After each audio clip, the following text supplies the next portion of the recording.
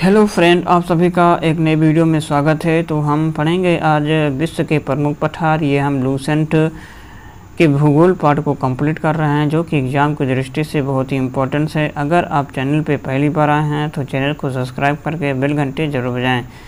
चलिए शुरू करते हैं। ग्रीनलैंड का पठार अंध महासागर के उत्तरी भाग में ये लगभग 21,75,600 वर्ग किलोमीटर क्षेत्र में हिम से ढका विशाल पठार है। इसे ग्रीनलैंड का पठार कहा जाता है। कोलंबिया का पठार यह यूएसए के ओरेगोन, वाशिंगटन, इडाहो राज्यों के मध्य 4,62,500 वर्ग किलोमीटर क्षेत्रफल में विस्तृत रूप में फैला है। मैक्सिको का पठार ये पठार पश्चिम सियरा माद्रे और पूर्वी सियरा माद्रे पर्वत श्रेणियों के मध्य स्थित है। तिब्बत का पठार ये हिमालय के उत्तर और क्यूनलुन पर्वत के दक्षिण में 4,000 से 5,000 मीटर तक की ऊंचाई पर स्थित है। मंगोलिया का पठार ये चीन के उत्तरी मध्य भाग में मंगोलिया गणराज्य में स्थित है। ब्राज़ील का पठार दक्षिणी अमेरिका के मध्य पूर्वी भाग में यह पठार त्रिभुजाकार रूप में स्थित है। बोलिविया का पठार बोलिविया का पठार यह पठार 800 किलोमीटर लंबा और 128 किलोमीटर चौड़ा। इसकी औसत ऊंचाई 3110 मीटर और यह बोलिविया के एंडीज पर्वतमाला क्षेत्र में विस्तृत रूप में फैला हुआ है। आगे है अलास्का का पठार। इसका जो निर्माण है यूकेन और उसकी सहायक नदियों के द्वारा हुई है। इसे यूकन का पठार भी कहा जाता है। कनाडा की ओर इसकी ऊंचाई लगभग 900 मीटर है। ग्रैंड बेसिन का पठार ये कोलंबिया पठार के दक्षिण में कोलोरेडो और कोलंबिया नदियों के मध्य 5,25,000 वर्ग किलोमीटर क्षेत्र में विस्तृत है। कोलोरेडो का पठार ये ग्रेट बेसिन के दक्षिण में स्थित तथा इसका जो विस्तार है यूटाह, एरिज़ोना राज्यों में पाया जाता है। दक्कन का पठार ये पठार दक्षिण भारत में स्थित है। इसे 3 ओर से पर्वत श्रेणियों से घेर रखा है। इसके पूर्व में पूर्वी घाट, पश्चिम में पश्चिमी घाट तथा उत्तर में विंध्याचल एवं सतपुड़ा की श्रेणियां हैं। ईरान का पठार एशिया माइनर का पठार या ईरान का मध्यवर्ती पठार भी कहते हैं। ईरान के पठार को एशिया माइनर का पठार या ईरान का मध्यवर्ती पठार भी कहते हैं। इसकी औसत ऊंचाई 900 से 1500 मीटर के मध्य है। अरब का पठार ये दक्षिण पश्चिम एशिया में स्थित है और इसके पूर्व में फारस की खाड़ी, पश्चिम में लाल सागर और उत्तर पश्चिम में भूमध्य सागर और दक्षिण में अरब सागर स्थित है। अनातोलिया का पठार ये टर्की के पेंटिंग एवं टारस श्रेणियों के मध्य स्थित है। इसे टर्की का पठार भी कहा जाता है। इसकी औसत ऊंचाई 800 मीटर है। कितना? 800 मीटर।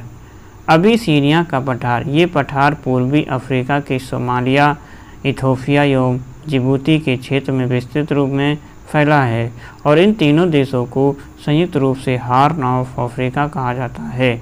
मेडागास्कर का पठार मेडागास्कर द्वीप अफ्रीका के दक्षिण पूर्वी हिंद महासागर में स्थित है और इस द्वीप के मध्यवर्ती भाग पठारी के जिसे मेडागास्कर या मालागासी का पठार कहा जाता है। ऑस्ट्रेलिया का पठार ऑस्ट्रेलिया के पश्चिमी भाग में ऑस्ट्रेलिया का पठार स्थित है और इसकी सामान्य ऊंचाई 180 से 600 मीटर के मध्य है। इस पठार का दक्षिणी भाग मरुस्थलीय है।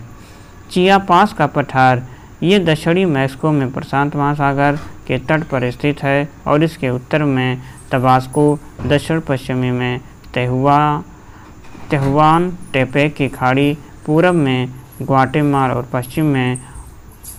पश्चिम में ओक्साका और वेराक्रूज स्थित है। मेसेटा का पठार स्पेन के आइबेरियन प्रायद्वीप पर मेसेटा का पठार स्थित है और इस पठार की औसत ऊंचाई 610 मीटर है। इंडोचीन का पठार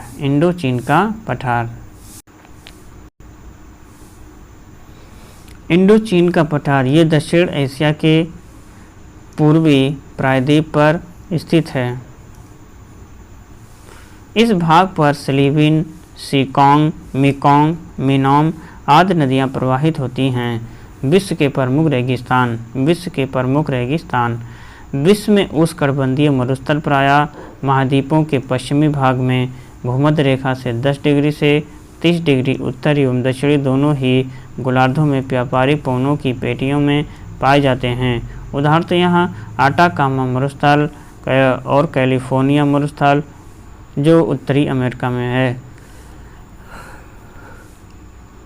आटाकामा मरुस्थल ये दक्षिणी अमेरिका में, कैलिफोर्निया मरुस्थल उत्तरी अमेरिका में, नाबिम एवं कालाहारी मरुस्थल ये दक्षिण अफ्रीका ये और ऑस्ट्रेलियाई मरुस्थल ऑस्ट्रेलिया में,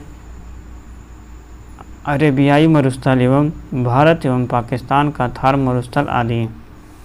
इसके बाद आता है रेगिस्तान क्षेत्रफल किलोमीटर में और उनका विस्तार कहाँ पर है। ये सारा चीज़ सहारा मरुस्थल जैसे अल्जीरिया, चाड, लीबिया, माली, मारतानिया, नाइजर, सूडान, ये सारी चीज़ें आप सभी को हम टेलीग्राम पर भेज देंगे। ये सारी चीज़ आप वहाँ पर देख सकते हैं, तो टेलीग्राम से ज़रूर जुड़ेंगे। विश्व के प्रमुख देशों और राजधानी और उनके मुद्राएं ये भी है, टेलीग्राम पर भेज देंगे, आप वहाँ से जुड़ जाइएगा। ये सारी चीज़ें आप पढ़ सकते हैं 1 बाय 1 करके। संयुक्त अरब अमीरात फारस की खाड़ी से संलग्न अरब प्रायद्वीप का एक देश है जो 7 अमीरातों से मिलकर बना है।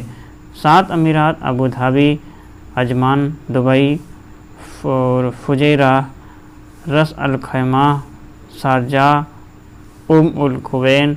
1968 में ब्रिटेन के द्वारा स्वतंत्रता दिए जाने की घोषणा के उपरांत 1971 में 6 अमीरातों ने मिलकर के UAE की स्थापना की और वर्ष 1972 में रस अल खैमा 7वें अमीरात के रूप में संयुक्त अरब अमीरात से जुड़ा। अफ्रीका से ले सारी चीज़ें हैं जो वहीं पर भेजेंगे, वहीं पर आपको पढ़ना है। विश्व के भू आवेष्टित देश। अब भू आवेष्टित देश वो देश होता है जिसमें समुद्री तट रेखा नहीं पाई जाती है। ये देश चारों ओर से अन्य देशों की भौगोलिक सीमाओं से घिरे रहते हैं। विश्व में कुल कुछ प्रमुख भू आवेष्टित देश हैं, जैसे कि एशिया में Afghanistan, Nepal, Mongolia, Laos, Azerbaijan, Uzbekistan, Turkmenistan, Bhutan, Kazakhstan, Kyrgyzstan और तजाकिस्तान हैं। वही यूरोप में ऑस्ट्रिया, चेक गणराज्य, Slovakia, Luxembourg, Switzerland, Hungary, Macedonia, Serbia, Vatican City और आर्मेनिया हैं। Belarus, Andorra, Liechtenstein, Moldova, San Marino, ये सब जो हैं ये सब भू आवेष्टित देश के अंतर्गत आते हैं।